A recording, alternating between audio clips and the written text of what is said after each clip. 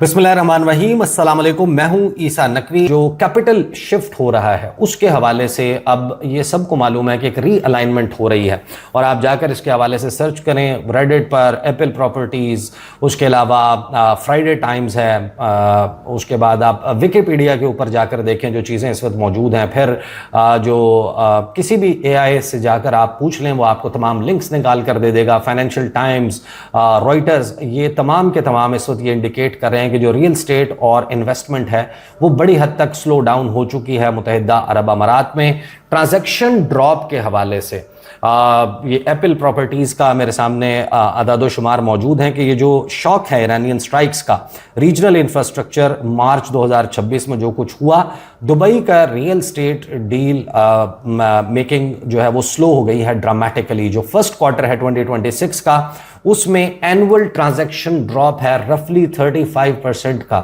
यानी 37% कमी आ चुकी है।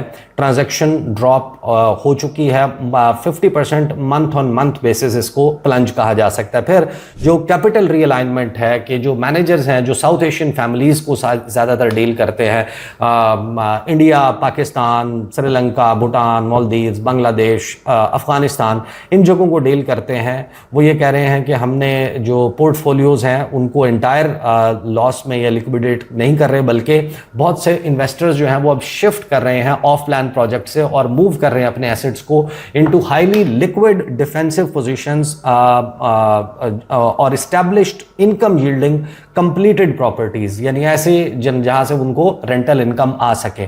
कैपिटल इस वक्त बड़ी पैमाने पर पैसा जो है वो पाकिस्तान शिफ्ट हो रहा है। एक मेजरेबल रीडायरेक्शन है कैपिटल की, जिसमें रिसेंट फाइनेंशियल इंडिकेटर्स ये बता रहे हैं कि एक बड़ा इजाफा हुआ है गल्फ रीजन से, जो गल्फ इकोसिस्टम है, इकोनॉमिक सिस्टम है, वहाँ से साउथ एशिया की तरफ पैसा वापस आ रहा है, जिसमें फाइनेंशियल एनालिस्ट ये बता रहे हैं कि पाकिस्तान ख़ासतौर पर दुबई से बड़ी जो है बड़ा पैसा वापस आया। आपको याद है ये वही दुबई है जिसके हवाले से शहबाज शरीफ साहब के पहले और दूसरे साल के फिगर्स ये थे कि 8,000 पाकिस्तानियों ने कंपनियां खोली हैं, अपने बिजनेसेस रजिस्टर करवाए हैं मुत्तहिदा अरब अमारात में और ख़ास तौर पर दुबई में। और एक फिगर गालिबन मोहसिन नकवी साहब ने इसका तज़किरा किया था कि अराउंड $10 अरब पाकिस्तान से, पाकिस्तान की मार्केट से निकाल कर मुत्तहिदा अरब अमारात और ख़ुसूसन दुबई ले जाया गया है। तो वो पैसा वापस आने का सिलसिला जो है वो शुरू हो गया। एक बहुत बड़ा इसका स्केल है।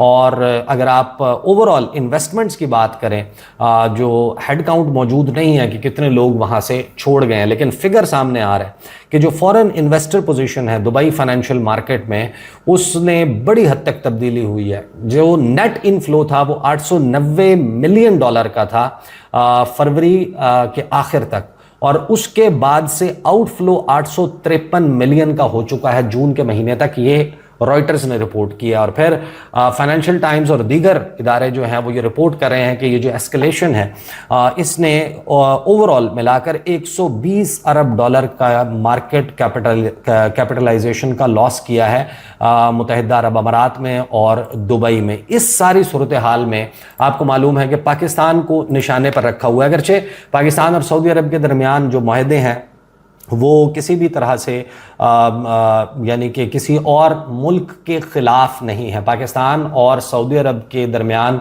जो दिफाई मुआहदा है या दो तरफ़ा ताउन है मुख्तलिफ़ शोबों में, चाहे वो किसी ऑयल रिफाइनरी का मामला हो, डिफेंस पैक्ट हो, कोई भी हो, वो किसी की मुखासमत में नहीं है, दो तरफ़ा ताउन है। लेकिन इसकी वजह से पाकिस्तान को एक प्राइस पे करना पड़ी है। जो सऊदी अरब के साथ पाकिस्तान के ताल्लुकात बढ़ना शुरू हुए, मुत्तहिदा अरब अमारात ने, आपने देखा कि मोहम्मद बिन ज़ैद वो फौरी तौर पर रुजू करते हैं इंडिया के साथ, उनके साथ similar kind of defence deals करने की कोशिश कर रहे हैं। उनके साथ जो तेल समेत मुख्तलिफ शोबे हैं उनमें ताउन बढ़ाने की बात करें। लेकिन जैसे ही पाकिस्तान और सऊदी अरब के दरमियान मुआहदा हुआ, उसके बाद आपको याद होगा कि एक शिपमेंट जो असलहे की जा रही थी यमन सदर्न ट्रांजिशन काउंसिल के लिए, उसको सऊदी अरब ने मुकल्ला की बंदरगाह के करीब निशाना बनाया और वो मुत्तहिदा अरब अमारात की शिपमेंट थी जिसमें सदर्न ट्रांजिशन काउंसिल को असलहा फराहम किया जा रहा था जो सऊदी अरब के मफादात के खिलाफ वहाँ पर काम कर रही है।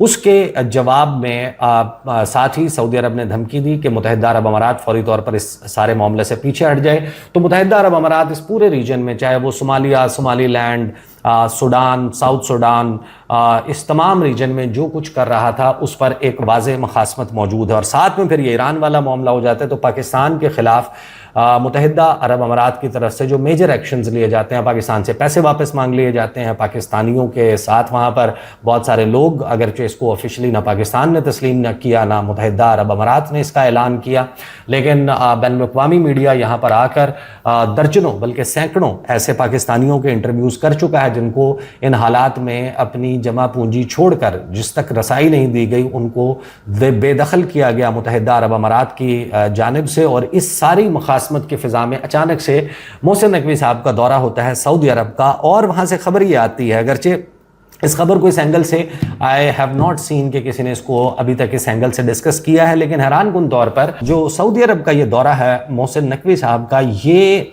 बतौर इंटीरियर मिनिस्टर नहीं होता, ये बतौर चेयरमैन पीसीबी होता है, पाकिस्तान क्रिकेट बोर्ड।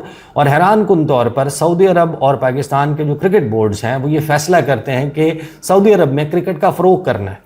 और ये ज़ाहिर है कि सबको मालूम है कि सऊदी अरब अपनी इकॉनमी को डाइवर्सिफाई कर रहा है, अपने टूरिज़म इंडस्ट्री को डाइवर्सिफाई कर रहा है, लेकिन साथ ही ये कहा जाता है कि फ़ौरी तौर पर पाकिस्तान और सऊदी अरब ने फ़ैसला किया कि जद्दा में एक इंटरनेशनल लेवल का state of the art cricket stadium बनाया जाएगा।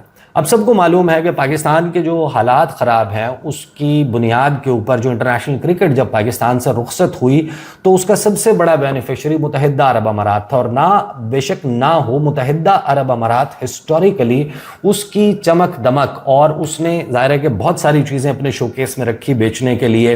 टूरिज़म फ्रेंडली क्लब्स मौजूद हैं, पब्स मौजूद हैं, शराब जो है वो वहाँ पर मौजूद है, सरमायाकारी के लिए बेहतरीन मौके हैं, टैक्स की छूट है, एंटरटेनमेंट एंड इन्वेस्टमेंट कैपिटल बनाया गया मुत्तहिदा अरब अमारात को, ख़ासतौर पर दुबई। और फिर शारजा में आपको याद होगा जावेद मियांदाद का एक मशहूर छक्का और एशिया कप वहाँ पर होना। और जब पाकिस्तान से इंटरनेशनल क्रिकेट जो है वो ख़त्म हुई तो जितने भी इंटरनेशनल इवेंट्स हैं, आईसीसी इवेंट्स हैं, पाकिस्तान मुत्तहिदा अरब अमारात की तरफ रुख करता था। पाकिस्तान की मेज़बानी में होने वाले मैचेस दुबई में होते थे, शारजा में होते थे, अबू धाबी में होते थे, और वहाँ पर मौजूद पाकिस्तानी डायस्पोरा वहाँ पर बड़ी तादाद में मौजूद होता था। पाकिस्तान के लिए क्राउड भी मौजूद होता था, अफ़गानी वहाँ पर मौजूद होते थे।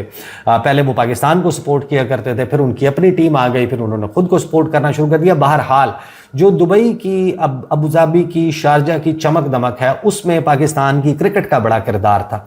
और पाकिस्तान का न्यूट्रल वेन्यू हमेशा यूएई होता था, चाहे वो वर्ल्ड कप के मैचेस हों, चाहे वो एशिया कप हो, दीगर मैचेस हों जिनको को होस्ट करना होता था। For example Pakistan, Bangladesh, India और श्रीलंका ने मिलकर, उनमें पाकिस्तान में मैचेस होने के बजाय इंडिया और बहुत सारे मुल्क इनकार कर देते थे, तो सारी रौनक लगती थी मुत्तहिदा अरब अमारात में। अगरचे ये फौरी तौर पर नहीं होगा और ये यूएई की मुखासमत में नहीं है, लेकिन फिर भी मैं ये समझता हूँ कि जो ये डेवलपमेंट है कि जिसमें सऊदी अरब और पाकिस्तान मिलकर जद्दा में बैनुल-अक़वामी स्टैंडर्ड्स का एक क्रिकेट स्टेडियम बनाने जा रहे हैं, इसका सीधा साधा मतलब ये है कि मुत्तहिदा अरब अमारात इस मुखासमत को जिस भी लेवल पर लेकर जाना चाहता है।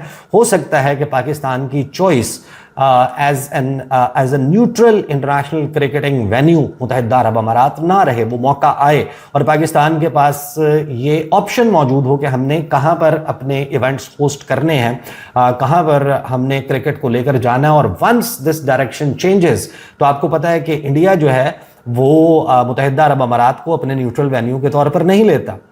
इंडिया की वजह से वहाँ पर इंटरनेशनल क्रिकेट इतनी मौजूद नहीं है। इंडिया के अपने स्टेडियम्स आबाद हैं, दुनिया की तमाम टीम्स जाकर इंडिया में खेलती हैं।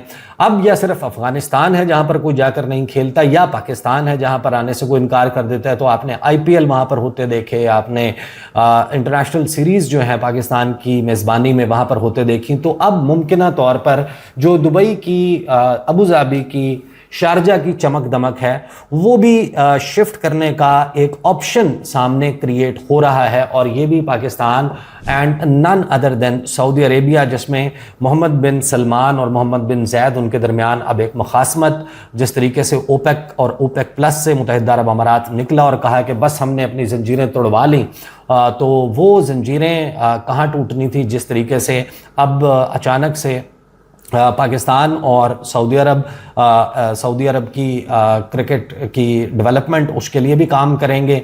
वहाँ पर एक इंटरनेशनल वेन्यू भी क्रिएट होगा, अगरचे जिद्दा हो, रियाद हो या फिर दीगर मकामात, उनका जो होस्ट करने का इंफ्रास्ट्रक्चर है वो मुत्तहिदा अरब अमारात जैसा नहीं है। लेकिन क्योंकि एशिया गेम्स के लिए सऊदी अरब एक बड़े पैमाने पर इन्वेस्टमेंट कर रहा है, अपने होटल्स और उनको इम्प्रूव कर रहा है, और उस हवाले से वहाँ पर वेन्यू से रिलेटेड जो चीज़ें हैं मेज़बानी के लिए दरकार होती हैं किसी भी इंटरनेशनल इवेंट को होस्ट करने के लिए, उसकी तरफ सऊदी अरब बढ़ रहा है। अपनी जो इकॉनमी है उसको सिर्फ और सिर्फ तेल से निकाल कर दीगर ज़राए के ऊपर शिफ्ट कर रहा है। तो उसमें एक बड़ी सिग्निफिकेंट डेवलपमेंट है।